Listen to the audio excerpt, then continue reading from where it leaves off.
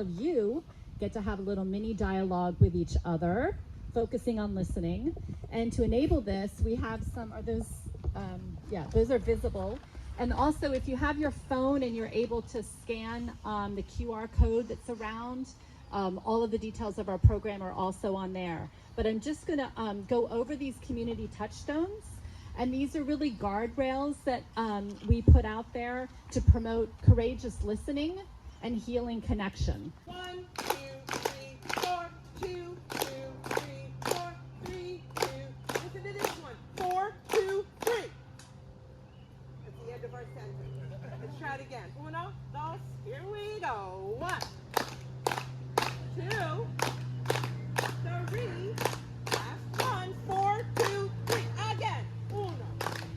It's okay. Dos. Tres. Y cuatro. Uno, dos. And down. And tres. Y cuatro. To the side. Reach up. Remember, it's a sexy, fiery dance. Get a little hips going. And here comes our ending. It's number 4. And we come into Olay. So he's done singing now. We gather here today to celebrate Amity Day, a time to come together and put our differences away. But what if the difference is the color of your skin? What if you grew up black in a white town you were in? You tried to fit in, but you always stood out. You were the only one like you without a doubt. And you faced discrimination and prejudice too. People judged you by your skin before they even knew you. But you persevered and stayed true to yourself. You found your own community and a sense of wealth. So on this Amity Day, let us remember and reflect on the importance of acceptance and treating everyone with respect. I'd just like to share with you guys. Windows are interesting because just like the world, you can look 2 ways, through it and see the picture or the reflection in the frame. I take turns looking at both, but they both don't feel the same.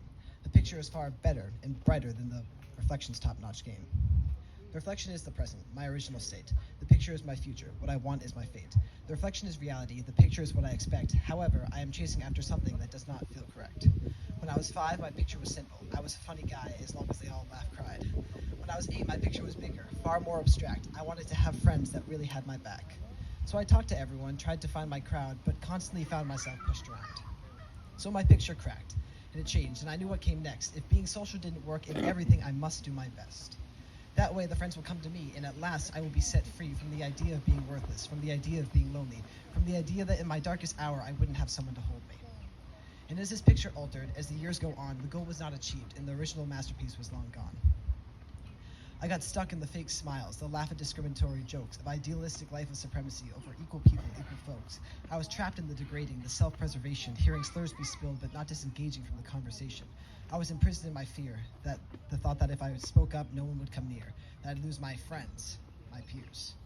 In a world where I believe there is no winning, I crown my worst fears, my enemies victorious. And in my defeat, my reflection is far less than glorious. I let my idea of this masterpiece shape me, take me, find the good in me, and erase me, just to try and feel like I belonged. When all I really needed was to release myself, to teach myself, to be okay to be myself. I had learned through these people I had called friends that I was a white straight male, and that can't break or bend.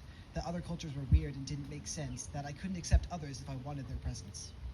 And it didn't take long for me to see my heart through. As I walked out the door, I said, "To hell with you." This being the key weapon to my self-doubt, the general leading strong, my abstract original masterpiece glued back together with the melody of a song. And as my heart danced and my soul is healed, my reflection has changed. At last I prevailed. Someone with me in the image so big and bright. I hope this is not a dream of the night. It's my 8-year-old self looking up at me. He is honest and true when he says, "I'm proud of me." From my experience, especially being in a predominantly white public high school, it's really difficult to talk about race because more often than not, there aren't a lot of people that want to listen, and a lot of people don't want to say the wrong thing or ask the wrong question or be intrusive, so a lot of people don't ask and they kind of avoid people and avoid the concept as a whole, leading to not a lot of change being made, and it doesn't create a space for those people that need to have that conversation a place to speak.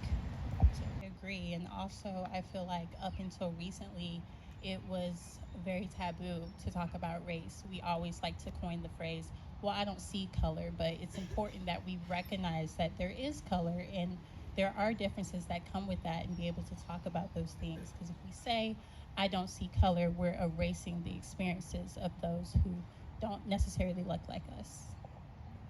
I think it's because people, tend to be who they're more like comfortable with, and like people usually in the same race experience the same things, so they might like bond over that more than they would with like a black person and a white person, because they might not have the same struggles